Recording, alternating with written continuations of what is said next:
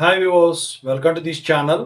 ముందుగా అయితే ఇంతవరకు ఈ ఛానల్ సబ్స్క్రైబ్ చేసుకున్నవాళ్ళు సబ్స్క్రైబ్ చేసుకొని వీడియో లైక్ చేసి షేర్ చేయండి. మీకైనా నాతో మాట్లాడాలనుంటే కాల్ మీ ఫోర్ ద్వారా కాల్ చేయండి. తెలుగు ఇంజనీరింగ్ ఎడ్యుకేషన్ టెలిగ్రామ్ ఛానల్లో జాయిన్ అవ్వండి. ఈ వీడియోకి హైప్ ఇవ్వండి. ఇక టాపిక్లో వెళితే ఏంటంటే జేఎన్టీయూహెచ్ ఫైనల్ ఇయర్ అయిపోయిన వాళ్ళు ఎవరైతే ఉన్నారో ఇప్పుడు R22 రెగ్యులేషన్ వాళ్ళైనా పాత రెగ్యులేషన్ వాళ్ళైనా నేను ఇంతకుముందు ఒకటి చెప్పాను. జేఎన్టీహెచ్ వెబ్సైట్లోకి వెళ్ళి స్టూడెంట్స్ సర్వీస్ పోర్టల్లో రిజిస్టర్ అవ్వండి అని చెప్పేసి. అయితే చాలామంది స్టూడెంట్స్ నా మాట విని రిజిస్టర్ అయ్యారు.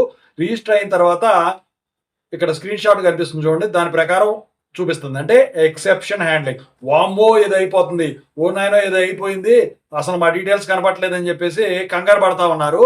మీరు కంగారు పడాల్సిన పని ఏం లేదు.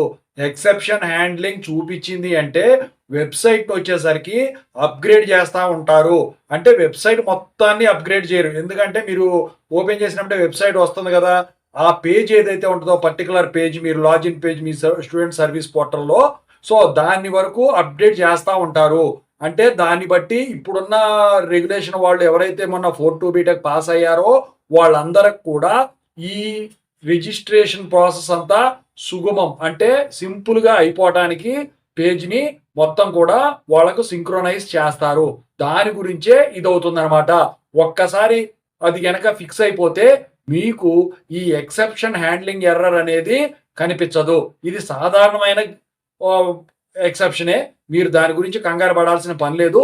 మీరు ఏం చేస్తారంటే ఫ్రీక్వెంట్గా ఒకవేళ రిజిస్టర్ కాకపోతే ఖచ్చితంగా అయితే రిజిస్టర్ అవ్వండి.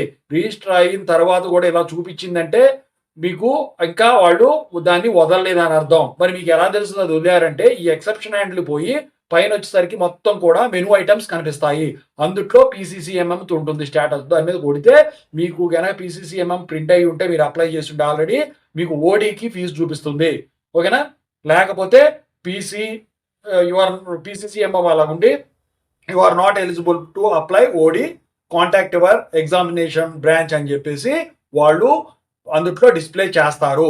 సో ఇప్పుడు ఓడి వచ్చేసరికి మీరు అప్లై చేయాలని ఒకవేళ ఫీజు చూపించినా కుదరదు. ఇంతకుముందు చెప్పాను, పీసీ నెంబర్ అడుగుతుంది. ఆ PCCMM తీసుకున్న తర్వాత పైన ఉండే పీసీ నెంబర్ దాని మీద ఎంటర్ చేసి మీరు ఫీజు ఎంత అయితే ఇంకా కట్టాలో కట్టేస్తే సరిపోతుంది. కాలేజీ లేదని కట్టినట్టయితే దాన్ని మినహాయించి మీరు తీసుకుంటుంది అనమాట. దాని రిసిప్ట్లు ఇవన్నీ వాళ్ళు పంపిస్తారు నాకు తెలిసి. సో ఓవరాల్గా అయితే ఇదండి. Thank you so much.